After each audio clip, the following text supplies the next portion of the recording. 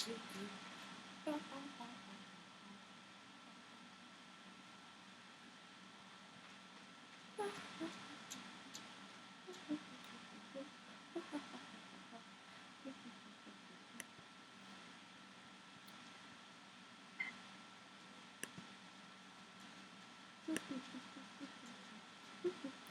I'm live! Yay, okay. Sometimes it just takes a second for it to catch up. Okay. Ooh. I'm going to turn that volume off. Good morning, good morning. It's fun to stay up late in the morning with you. Hi guys, we are starting our live stream a little early, so we're going to wait for friends. But today we're going to use our lovely little vocal cords. So if you have any requests, well, we've got 5 minutes. I'll see what sort of ditties I can sing while I'm here and waiting for everyone. But how amazing is that song from Singing in the Rain? It's Gene Kelly, Demi Reynolds, and Donald O'Connor. They do this great tap sequence, and it obviously starts with, good morning, it's fun to stay up late in the morning with you. And I'm very happy to be here this morning with you guys. So we're gonna get so excited and so jazzed over here. I'm gonna be waking you up this morning, so I hope you've talked a little bit, because that's actually, surprisingly enough, a great way. Oh, I'm sorry, Poe. He's by my feet. Talking's actually a great way to warm up your voice, because your vocal cords are starting to vibrate more, and they're they're just like muscles. They are muscles. So when you speak, you're actually exercising them. So that's a good way to warm yourself up in the morning. That's what I have done in the past for auditions. And I will absolutely dance to any song I sing. I think that's just me in general. So I'm always happy to start with a dance party. But today I'm going to be teaching you guys some very simple, basic singing activities and warm-ups, as well as maybe looking at music and seeing how math and music go together, just like Elliot said yesterday. There is so much math in music. I think if math didn't exist, music wouldn't exist, because music depends so much on rhythm, and rhythm is beats. And in order to get it to sound rhythmically correct, you definitely need math for that. So that's pretty awesome. And if you're only singing to Siri and Alexa, that's totally fine. They are your biggest fans. I find that my biggest fans are the imaginary people that I see in my room that I'm performing to. I can't even use the cats because they really hate my singing. I think there's a pitch thing in Poseidon's ears that he gets a little bit annoyed by and a little bit alerted to. So if I sing high notes, he starts to bite my arms and tells me to stop. Oh, well, thank you for you're sorry about my cats. It's okay. I don't need them to be super fans. I'm a super fan of me. So there's that. Hopefully, now they're trying to break down my backdrop, and I'm just very sad about it. Are we at 10 yet? Nope, we're about a minute away. I think one of the few things that I miss right now that we're on safer at home suggestions, I miss singing with people. I miss karaoke. I don't know about you guys, but I definitely miss karaoke. Because honestly, I think anybody could sing. As long as you have the heart in it, I think you can definitely succeed. I have watched an older gentleman, just rock Bon Jovi. He's not John Bon Jovi,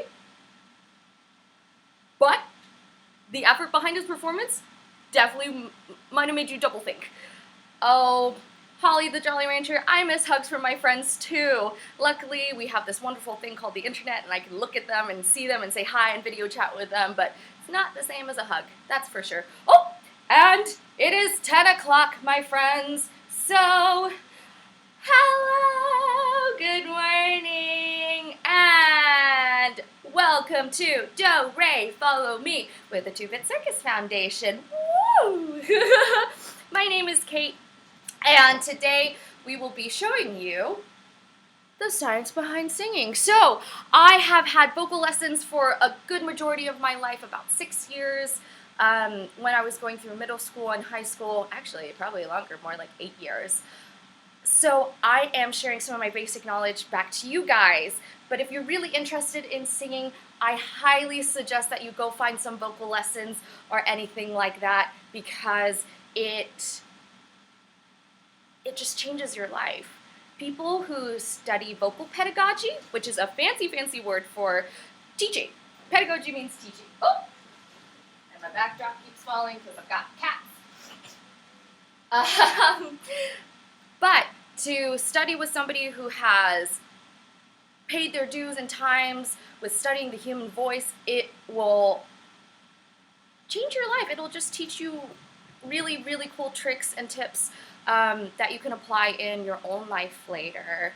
And just like every other physical activity that you have, it takes time and effort. So if you feel like you don't have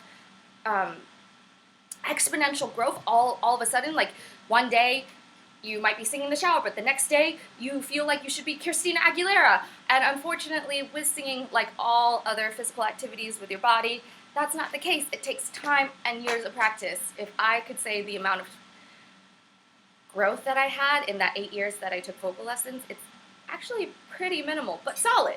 But I'm not gonna sound like Lady Gaga anytime soon. That's not my style and not my timbre. Let's see what, ooh, we've got a lot of good mornings. And yes, thank you everybody for joining us. And as always, keep this in mind, guys. Thank you to our sponsors, Vans, for always making sure that we bring these streams to you Monday through Fridays, 10 a.m. Pacific Standard Time to 11. So we'll be here every day of the week, and you can thank Vans for that, which is awesome. Oh, and thank you, EC Bewitched, for following us. We appreciate you. I digress, though. So for today's materials, all you're really going to need is your fabulous body, your vocal cords, some water, preferably. I like to drink water when I sing because I get very dry in my vocal cords, and maybe a mirror. If you need to watch yourself so that you can check the sounds that you're making with your mouth or look at the different anatomy that I'm going to bring up, please feel free. Oh my gosh, we have a friend from Turning Point. Hello, friend from Turning Point. I remember you too, probably. I know I can't see your face, but I love you guys. I'm so happy to teach there. I know I keep touching my face, but I promise I've washed my hands and I'm not going anywhere.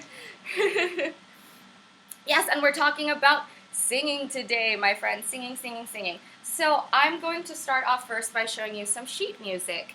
This is one of my audition books. I have 2 of them because I am auditioning every now and then. My last audition was actually for Disney, and I actually used this song, Times Are Hard for Dreamers, from Amelie, which is a musical based off of the film, to audition. So most of the time, audition music, you have cuts. As you can see here, I've marked on here where the start of my cut, my audition piece starts, and then I believe we have an ending. Yes, and we have an end. So this is usually how we mark papers for pianists when we're auditioning for them, so that they know exactly where we start and exactly where we end. That way, when you audition, you can do the best that you can. Oh, I heard we have multiple Turning Point folks here today. Yay! Hello, my Turning Point friends. I hope to see you soon in person. I miss you all. Today, though, we are going to focus on this song called Journey to the Past. It's from Anastasia, which was a Fox production animated film, I believe, and then recently it has become a musical. So just to give you a basic breakdown on music sheets, if you've never seen one before, this little symbol right here, oh, what am I doing? I have a pointer for that. This right here is a treble. So this means that we're going to be singing in the treble clef staff. So all of these notes will be in the treble clef. And then if this symbol is actually kind of like a C with a dot, it's called a bass clef. And usually that's where men sing because their voices are a lot lower than ours. Women typically, unless unless you're like a super alto, which is amazing and incredible, and I adore you. But this delineates what kind of keys we're going to be using. And then often at times they have a time signature over here, but it looks like this one doesn't. But you can definitely see it here on Times Are Hard. This is a 4/4 measure, so that means there are 4 beats in this measure. That's just a basic breakdown of what sheet music looks like. But what we're really, oh, yes, Stark's on it. That was an Ariel cup. It was. She's one of my favorites. So, we were talking about the science of singing. So, I've shown you sheet music, but let's talk about the fact of how do we even make sound to begin with? Well, this is a handy-dandy little breakdown that I drew for you guys because, well, sometimes the screen sharing stuff is a little dense, so I tried to break it down for everybody. Okay, this is a very basic drawing of what a human face is. And then all these little parts that I've labeled here are different parts of the human voice as well as the human face. So right up here by our noses, we have a nasal cavity. And that's where all these nasal tones will resonate. Sometimes they use that, they do call it nasal tone, and a good way of experimenting with it is to press your nose, pinch it, just like this, and go, hmm. You should feel a vibration in your nose, and that is where your voice has been placed. So you can feel it up here. You can feel it buzzing. Just go, hmm. And you can actually feel it in what we call the mask, which is right here where your sinuses are. But I will go into voice placement later before I get too distracted here. We're talking about anatomy. Of course, there are lips in the front, and that's what forms all the different words. Have you ever tried saying words without moving your lips? It is very hard. That's why ventriloquists are so impressive. If you touch your tongue to the roof of your mouth, that hard spot is the hard palate. And if you move your tongue back just a little bit, you should feel that it's squishy, and that's where your soft palate is, in the back of your mouth. We've talked about our tongue right here, and the jaw is obviously very important because that's how you open and close your mouth. Right down here, we're going to be talking about these guys today. They are super important. These are your vocal folds. They are inside of where your trachea is. Your trachea is right down here, right underneath the vocal folds. And this right here, this little box area called your larynx, that's a fancy word for a voice box. So that's where all your sound comes from, right about here. And then in the back, just so you know, because we have 2 different airways, because there's one for breathing, and then there's one for swallowing and eating when you eat food so that you have energy. And that's your esophagus, or your food channel.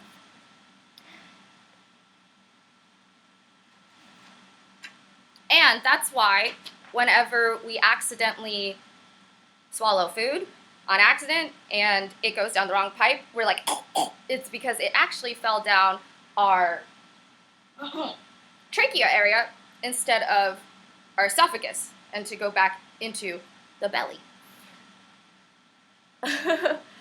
I see there's a very, very intense discussion about Pulp Fiction, the musical. That sounds slightly terrifying to me.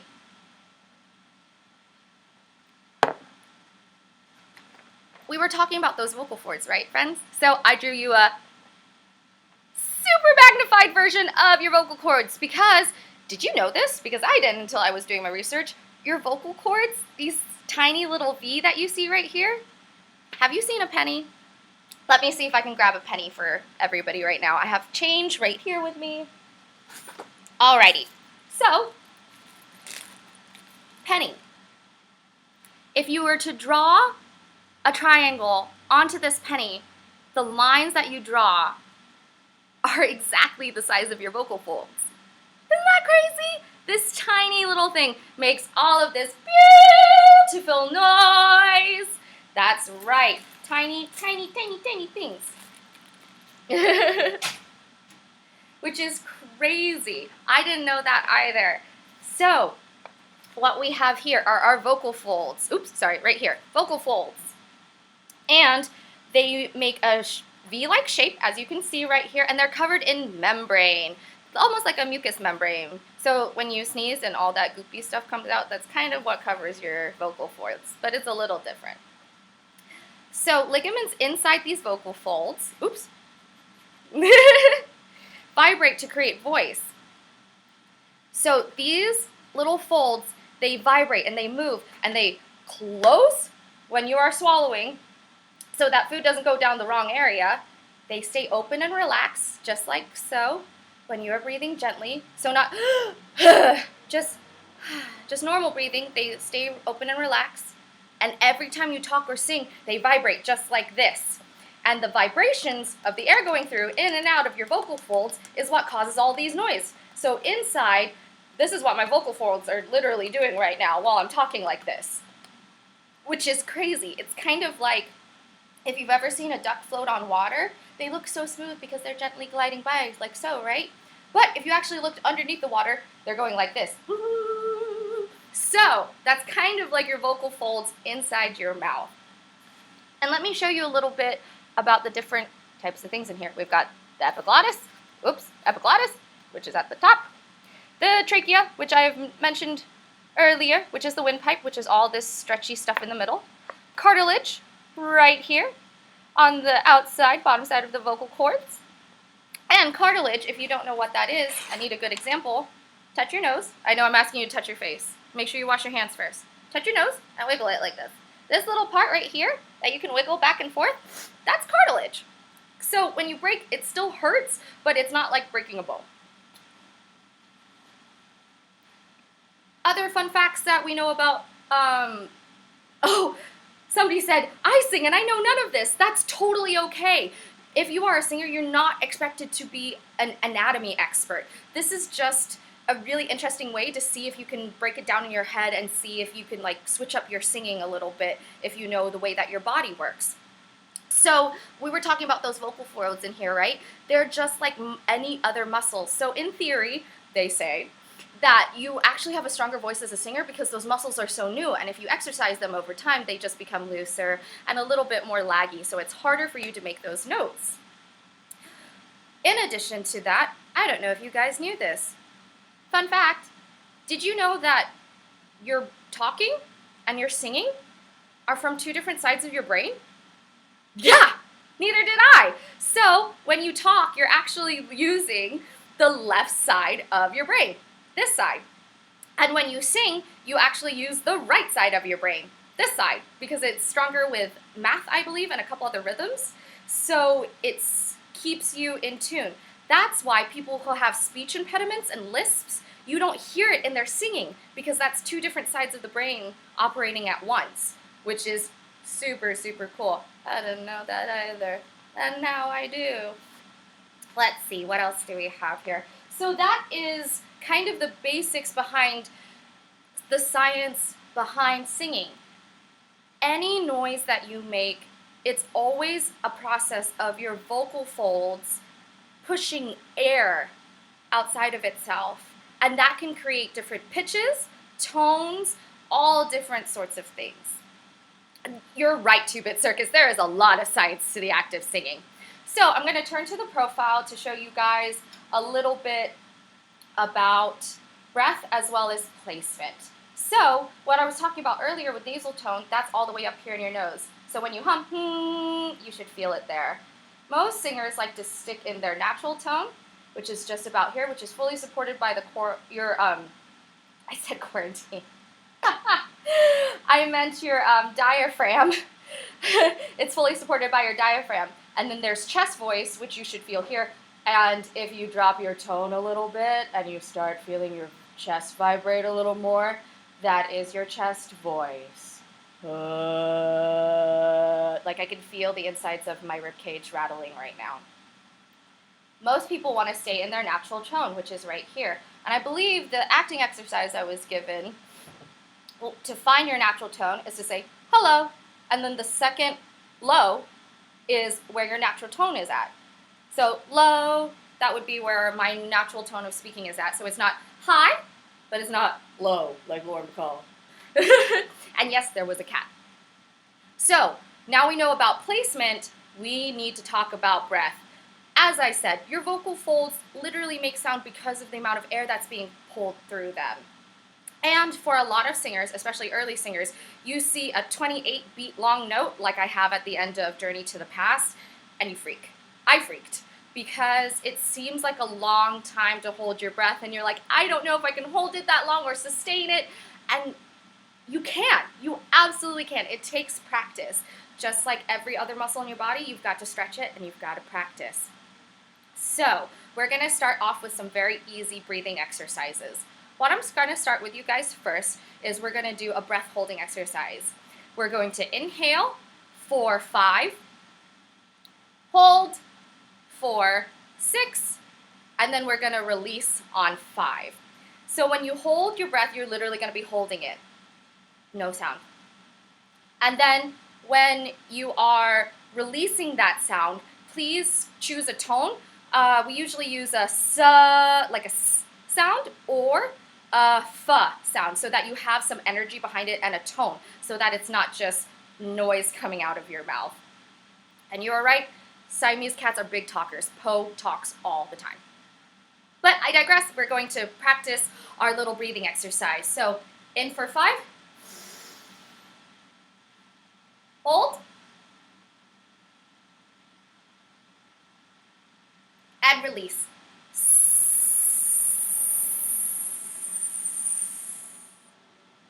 And again, you're going to repeat that a couple more times. So we're going to do that iteration twice. Once more.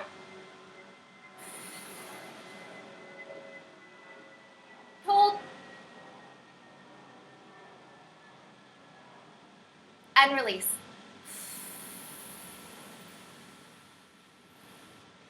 And you can increase those numbers and change them up to feel more of a muscle stretch with how long you can hold your breath and sustain a sound. Yes, it is just like Tai Chi breathing. So that kind of yoga hot breathing, that energy breathing, that is what we're going to be implementing today in the body. It's very, very, very similar. Oh, who's the calico? That's Artemis. You haven't met her yet, but she is my newest. We adopted her from the Long Beach SPCA. She was at the Cats on Glass exhibit, so we got to go see a bunch of cats laying on glass, and then they were waiving adoption fees that day, and Artemis was terrified, and she didn't want to see anybody else, but then we got her to come over to us, so she's our new baby. We love her. Thank you for letting me talk about my cats. I love them so much. I love these tangents. We were talking about breath, sorry. So that is one breath exercise that you can get right. And yes, Artemis is the Greek goddess of the hunt. You're right, she's twin sisters to Apollo, who is the god of the moon. Let's see, what other breathing exercises are we gonna go with you guys today? Oh! A great one to loosen up your tone, and I might not do it all the way with you guys because you won't be able to see me, is you can bend over from your waist, hang your head and your body as loose as you can between your legs, and start making a sound like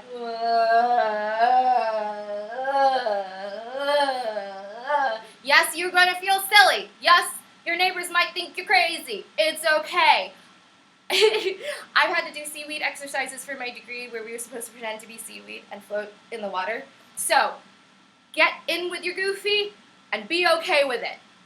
So, hanging, of course, and just whoa, whoa, whoa, whoa, whoa. You can hear that I am flinging my voice. I am going from soft into bigger sound, and it's throw it away. Throw it away. And that helps your body give extra emphasis to certain notes or anything else like that. It also was a great way for me to give emphasis into different songs. Like if I had to have a crescendo or I had to emphasize a note, I usually will use my body to punch those notes so that I feel it inside and we can feel it, and then you can hear it in your voice. Your voice just instinctually wants to go where your body does. So, one more time, we're going to hang. And I'm sorry, I'm out of frame. And we're just going to swing. Ah, ah, ah. With these exercises, you always want to have a big open sound, big vowel sound. That way that your voice isn't pinched. And this way you can really see that your body can do these miraculous things and still have a good tone and everything be right for you, which is awesome. That's what we want. Other exercises that I like to do to warm up my voice that I always had to do every single time I took a voice lesson was scales. And scales are pretty easy to play, whether you have a piano or any sort of instrument. They're just going up. And then you would go down. So for an example, it's ah, ah, ah, ah, ah, ah. You can hear that I'm running through the different keys, but I step it up just every single time. And that is to help stretch out your voice. So there are exercises for high tones, and then there's exercises for low tones to go the other way. And you can go opposite too. You can go ah, ah, ah. Anything you can find to like warm up those big round voices and big round sound in your voice. You never really want to try to sing without warming yourself up. You can cause some very serious damage to your vocal cords because they're so tiny, remember? They're these teeny little triangles.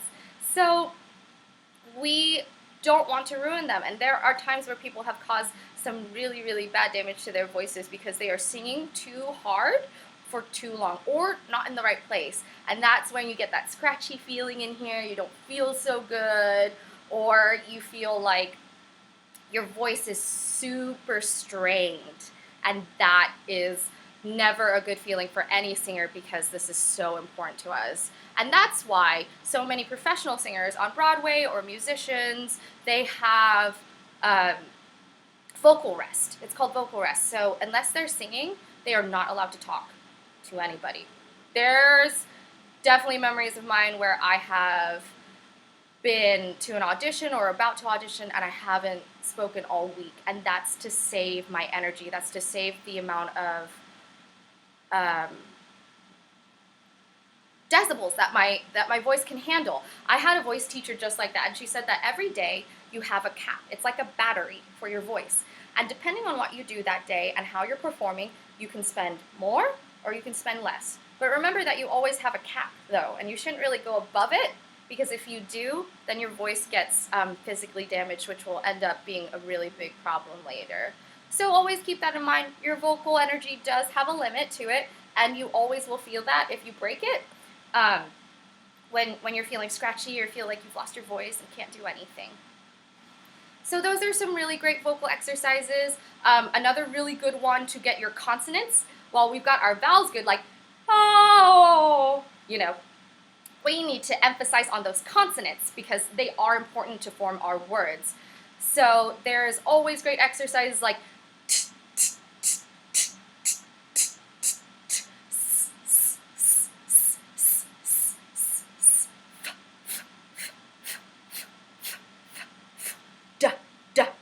and you go through different consonants, and you enunciate them the best that you can. And as you can see while I'm talking right now, I'm moving my muscles very exaggeratedly.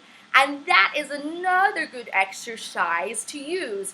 Yes, I see red leather, yellow leather. That's a great one, especially to overemphasize like this. So look ridiculous, it's totally okay. So red leather, yellow leather, red leather, yellow leather, red leather, yellow leather, yellow leather, red. You can see the different ways that my lips will move to help change the vocal tone and the voice as well. And you want everything in here to be warm. So I used to use tongue twisters like a box of biscuits, a box of mixed biscuits, a mixed biscuit box. Or you can always try Peter Piper picked a peck of pickled peppers. If Peter Piper picked a peck of pickled peppers, where's the peck of pickled peppers Peter Piper picked? Yes, these are all fond memories from theater class. Or another good one that I always mess up on is Rubber baby buggy bumpers, rubber baby buggy bumpers, rubber baby buggy bumpers. You do want to make sure that you have complete control over those muscles inside your face so that you are able to make those fun sounds and get them correctly when you're trying to sing. Ah, wah, wah, wah. Let's see, what other tongue twisters are good? Oh, there's one I could think of, but if you say it too fast, it's about mother pheasants. To all my adults out there who know. So we've gone through some. So you can choose rubber baby buggy bumpers. So rubber baby buggy bumpers, or a box of mixed biscuits, a mixed biscuit box. And always, how much wood could a woodchuck chuck if a woodchuck could chuck wood? All of these are really great to like make everything move around. Oh, I see we've got a lot of comments. There's a snake one. Oh, I don't remember the snake one at all. Oh, what if you're sad from the... Well, if you are sad from our little warm-ups, hopefully it doesn't bring into your song. I can start a different class on explanations for that. But acting with your singing is a different class. I won't digress into that because we're talking about the science of singing today. So let's try all... Okay, so it looks like woodchuck is the one we're going to do. So right now, everybody, I want to see how fast you can tell me how much wood could a woodchuck chuck, okay? We're going to do it all together on the count of 3. 3, 2, 1. How much wood could a woodchuck chuck if a woodchuck could chuck wood? I think that's about 10 seconds, maybe 5, I don't know.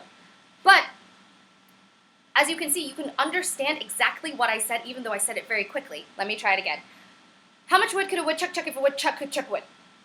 Nope, I think you can understand that, even if I'm facing my microphone. So that's what you like. That's the kind of enunciation that you want when you're singing, so that people understand what you're saying. Yes, it is for enunciation as well as just warming up things. It's just getting all those muscles in your face working so that they feel good and elastic and almost flowy. So let's try that woodchuck one again, and we're gonna see if we can get it even faster. Okay? So 3, 2, 1. How much wood could a woodchuck chuck if a woodchuck could chuck wood? I think that was actually faster that time for me. Oddly enough. So, as you can see, you can start getting faster and faster and faster and faster, and these are all just really, really great exercises to have. Now, besides the physical things that you do, there is a lot of other factors that deal with singing. I'm about to talk about this one right here, which is water. It's super, super important that you keep your vocal cords in a good, slightly moisturized, what word am I trying to find? Slightly moisturized state. That's it, state. So that you can produce that really nice sound without feeling like it's been abrupt or anything like that, as well as rest. Rest is so important. We don't emphasize enough how much a good night's sleep can really do for you, but it has changed the world for me personally when I've had to sing the next day. I know a good night's sleep will always make me feel better. And then in the morning, what I typically like to do is so I avoid anything that creates extra mucus. So I'll eat a banana, usually for a good source of protein, but I will skip any sort of dairy because dairy creates mucus, and that makes it harder to sing. And then I will often get some throat coat, which has licorice in it, and it's one of our singer's best friends is throat coat. It's amazing. It's a hot tea, and it feels really good, and I find that it makes my voice a lot stronger, oddly enough. And as always, you need to keep your actual physical body itself in good shape and exercise, because singing doesn't just resonate from here. It resonates from your full body, because you need your diaphragm right here, which is this thin little muscle in between your like tummy and your ribs, this diaphragm right here needs to be really strong so that you can sustain those voices, and you can sustain those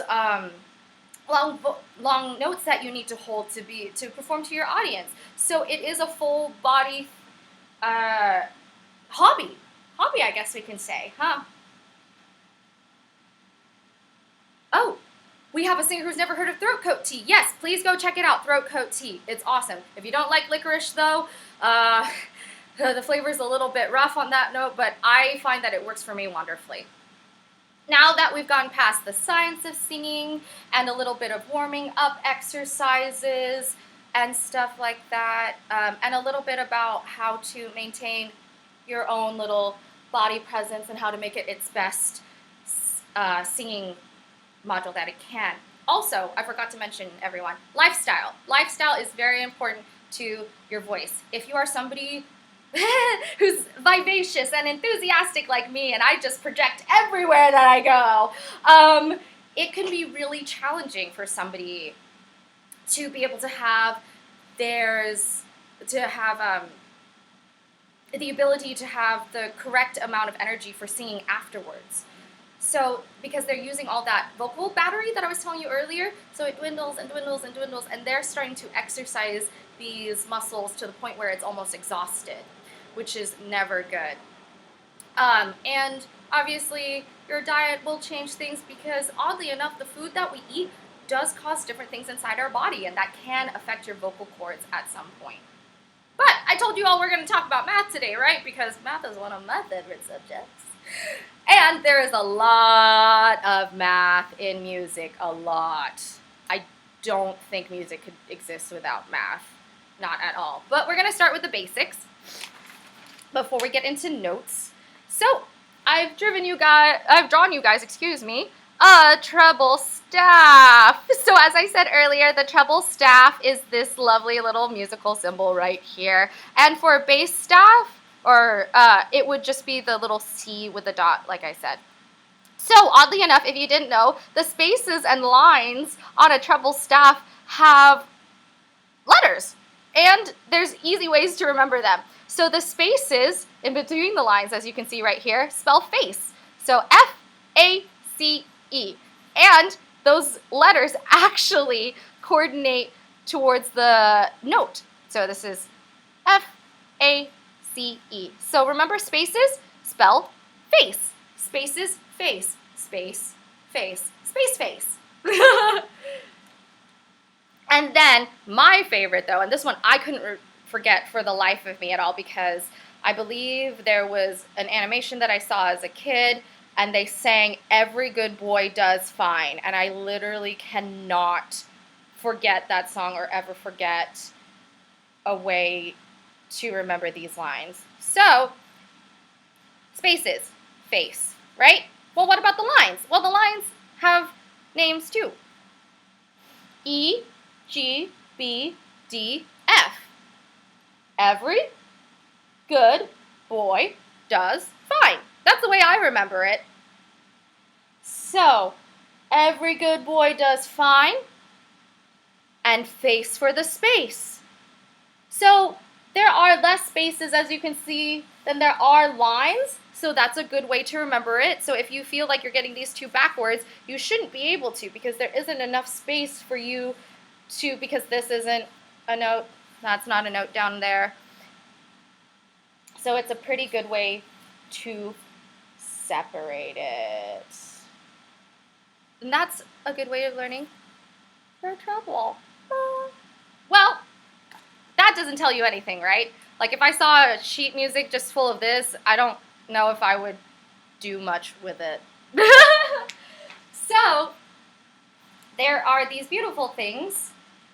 Ooh, I like these other iterations of Every Good Boy Does Fine. There's Every Good Boy Deserves Fries. That's it. That's my new favorite. Every good boy deserves fries. I love a good French fry. That's it. If you can't remember Every Good Boy Does Fine, remember Every Good Boy Deserves Fries, because they do. And I do too. Ooh, deserves fudge. Deserves fudge is another good one too. But you're right, that is a lot of sugar though. That's like a chunk of chocolate. Now, we were talking about notes, and this is where the real math comes in. And I'm only going to give you a very brief overview of this because our lovely Dr. Dejana is going to do more about music and fractions. And I definitely don't want to steal her thunder because she's got some really awesome stuff coming for everyone. But these are notes, and I'm going to go through them with you guys to show you what they mean. Right down here, this funny little guy with the two little flags coming out is a 16th of a note. So, if we were to cut a pie or a pizza into 16 slices, it would only be one. One of those 16 slices. That's correct. Over here, his little friend is 1/8. So 2 flags is 1/16, but 1 flag is 1/8. So if we were to cut a pizza into 8 slices, this particular note would only be 1 slice of the 8. So bigger than 1 slice of the 16, right? Because 16 is bigger than 8. So 1/16 is going to be much smaller than 1/8. This right here is a very popular note, and we all know it as the quarter note because it is a quarter. That's how many beats it takes in the measure. The big circular one here with still a tail is a half note, and that's why it's designated with the half sign right here. And then, of course, our fun little friend here who takes up the whole measure to himself is Mr. Whole Note. He usually doesn't have a tail, and that's how you can delineate the difference between a half note and a whole note. And usually, in a measure, he would be all by his lonesome. Let me see if I've got music in here that shows you where a whole... Oh, perfect! Right here. As you can see right here, this is a whole note, and that's because there's nothing else in this measure with him. He is all alone by himself.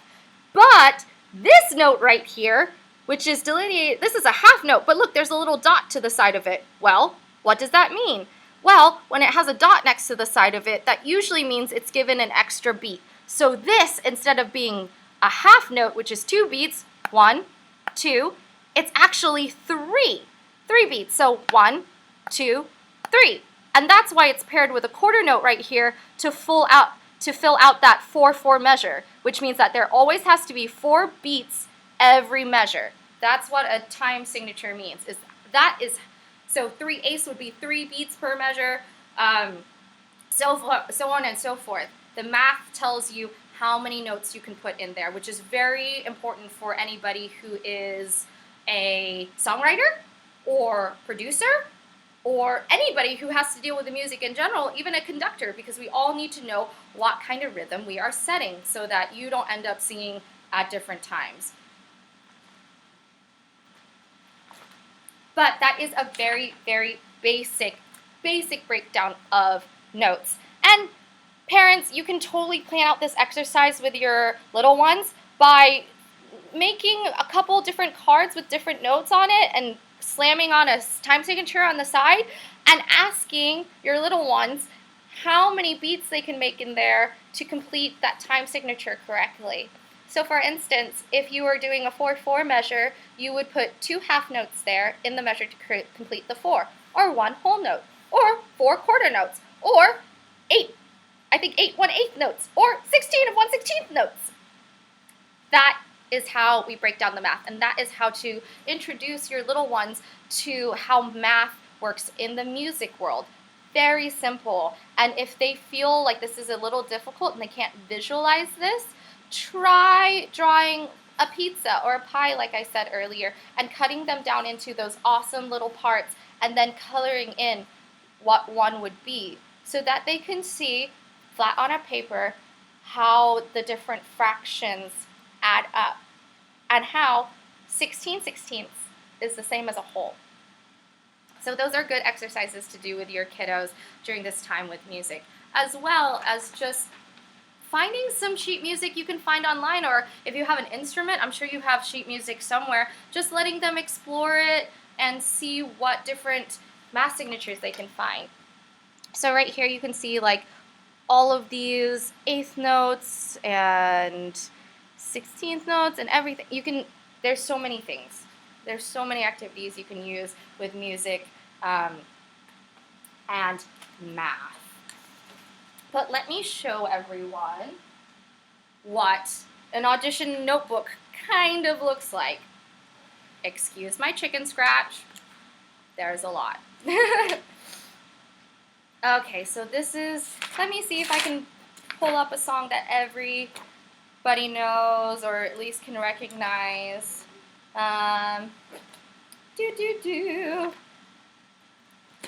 As you can see, my notebook is huge. I've actually got 2 of these, and it's a mixture of musicals as well as there's a lot of Italian opera in here.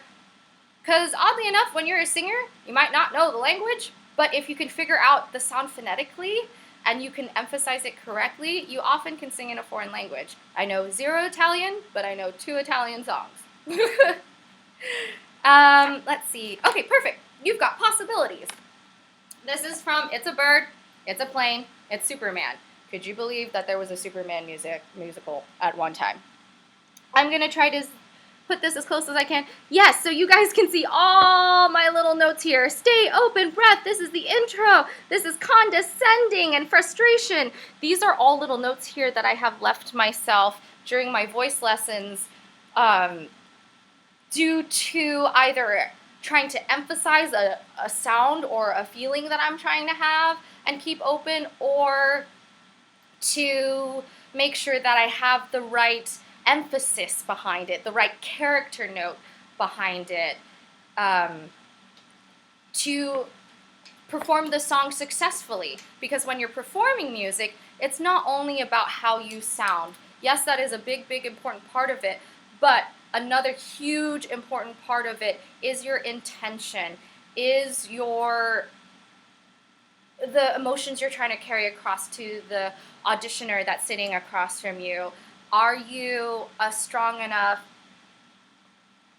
artist to understand the context of the song as well as present it to the other people? Yes, you are right, Shizen Kamai. Sorry if I said that wrong, but music is all about emotion. That's correct. That's why we attach to it. That's why when we feel very severe emotions, we want to go to music. Like when we're angry, we want to hear like heavy metal, and when we're sad, we want to hear blues, and when we're excited, we want to hear like pop or EDM.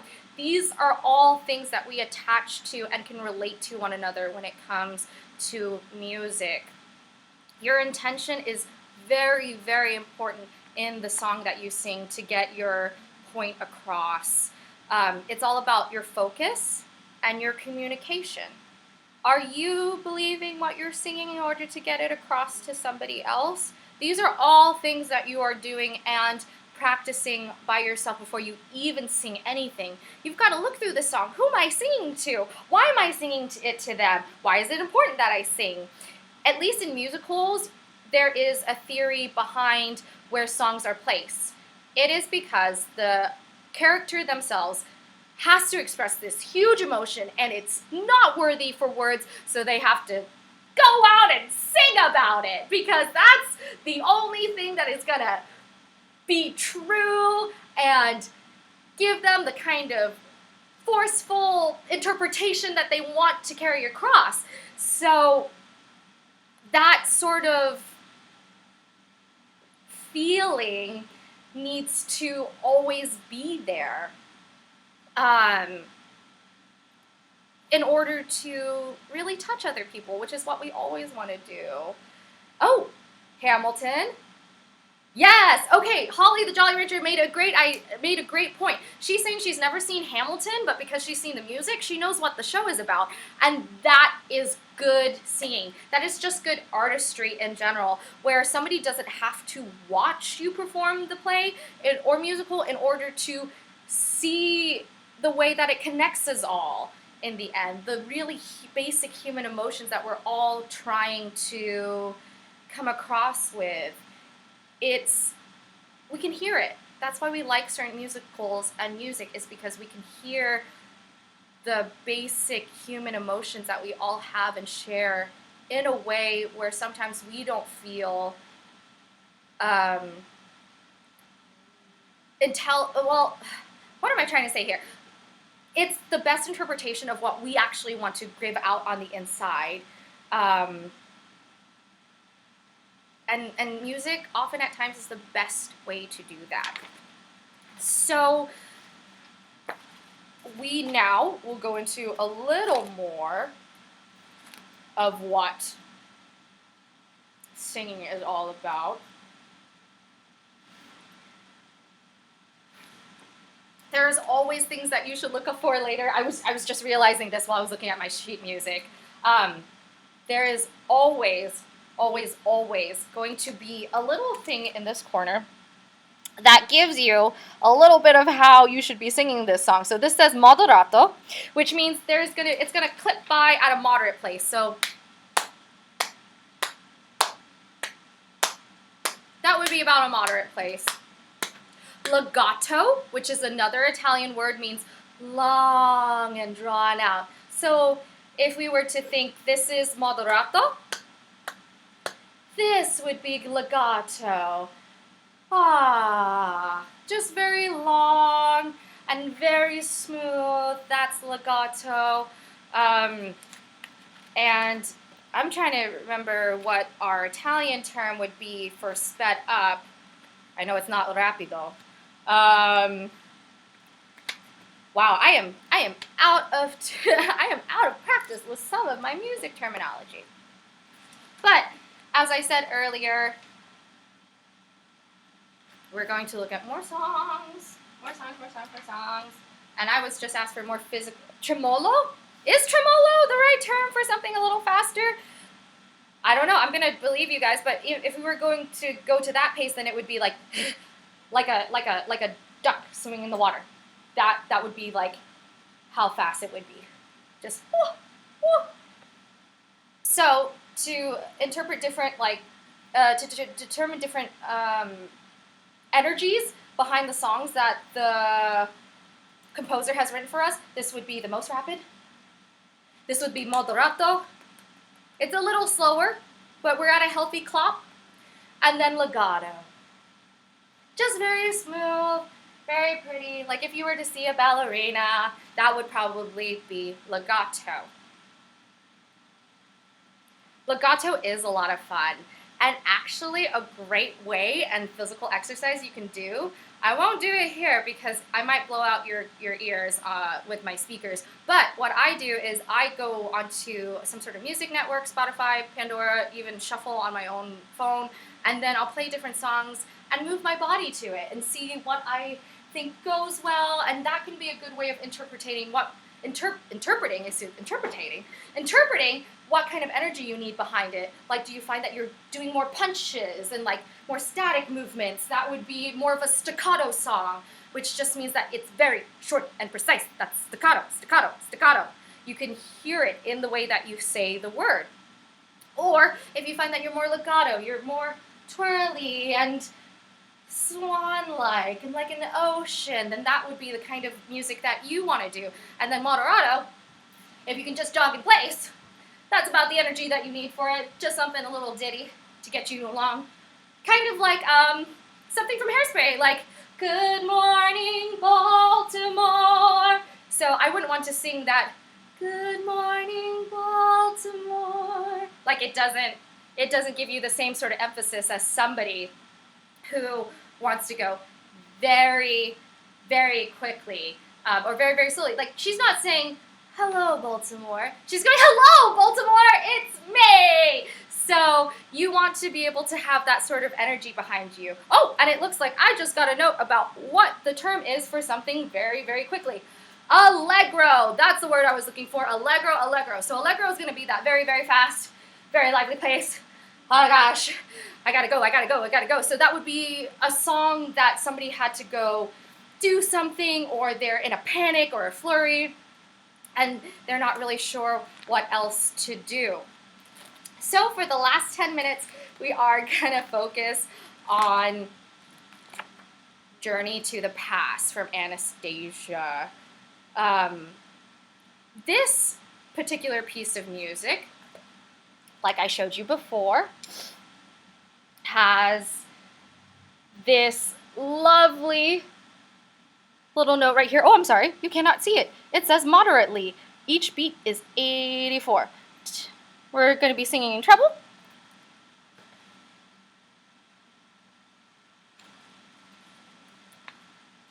And whenever I mark my music, I usually put little X's, as you can see here.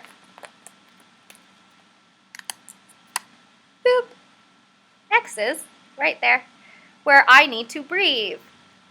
Because, as we said earlier, breath is super important to the sustainability of singing. You cannot do any sort of vocal work without excellent breath work with it. So, I'm only going to share with you my little cut here so that I'm not inundating you with a lot of voices. So we can see here that these first notes are all whole notes, excuse me. And how many beats does a whole note have again? 4, right? A whole note is 4. So we're going to hold it for 4 beats. So it would be home, love, family. As you can see, this one is a half note. Family, li, is a half note. So that's why it's not as long as home, love, family. So you can hear that it's very quick. And then that's followed by quarter notes. There was once a time I must have had them too. So, and you can see 2 here is actually a full 7 beats because it's a whole note plus that half note with the little dot on the side, which means it's 3. So it would go, once a time I must have had them too. Home, love, family, I will never be complete until I find you.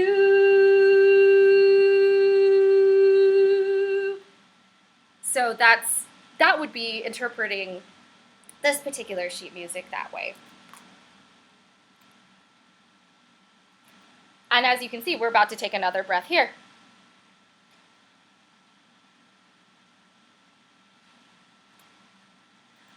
So it goes, one hope, then another, who knows where this road may go. Back to who I was, on to find my future, things my heart still needs to know. Yes, let this be a sign, let this road be mine, let it lead me to my past. Okay, and this is the big one, you guys. This is the one I was telling you earlier. This note, oops, where's my pointer? This note right here, ladies and gentlemen, is 28 beats long because it's 1, 2, 3, 4, 5, 6, 7. That is 7 whole notes that you have to do. And while you might be severely intimidated by it, like myself, you can absolutely do it. I promise, I promise, I promise. So, at the very end of this song, which is like the big hurrah, is this big, big point with this final note. And I will see if I can perform this whole clip for you guys before we have to go for today. And we'll end on that note before I say my goodbyes. But let's see if I have everything working the way I need it to. And let's see if I can show you guys a clip of what an audition would look like. Let's see.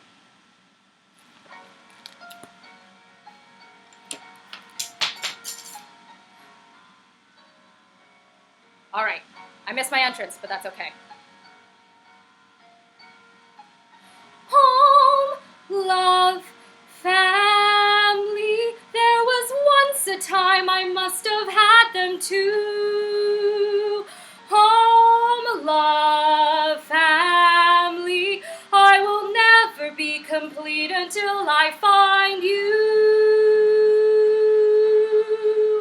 One step at a time, one hope, then another, Who knows where this road may go?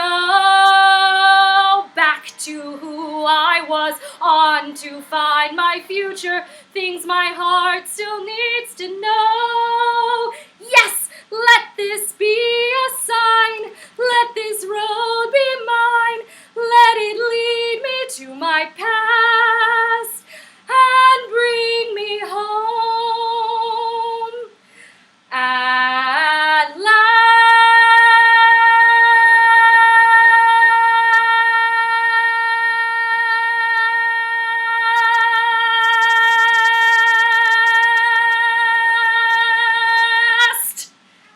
So, as you can see, and as I held it, you can hold that big 28 measure song at the end. Well, my friends, that is enough from me for this week. I will be your Wednesday girl, so I will see you every Wednesday on this channel from 10 to 11 during the weekdays. Please tune in tomorrow. We'll have something else and something new and fresh for you. But thanks everyone for watching. I hope you had fun. If you're interested in doing more of what we did today, be sure to let us know. Email us. Let us know. And you can check out our kits if we ever build anything that you want to build in your own home, especially right now while we're at Safer at Home. You can find these kits at 2bitcircus.org, or I believe we have links below, links in the description. And to continue to support content like this, please feel free to donate. I know we're all in a tough time right now, but our charity would absolutely love it if you could even spare us $2. $2 can definitely make the difference to everybody that we touch and is on the staff. So don't forget to subscribe and follow us on our socials. Tune into our next show tomorrow, and I'll see you all later. Bye!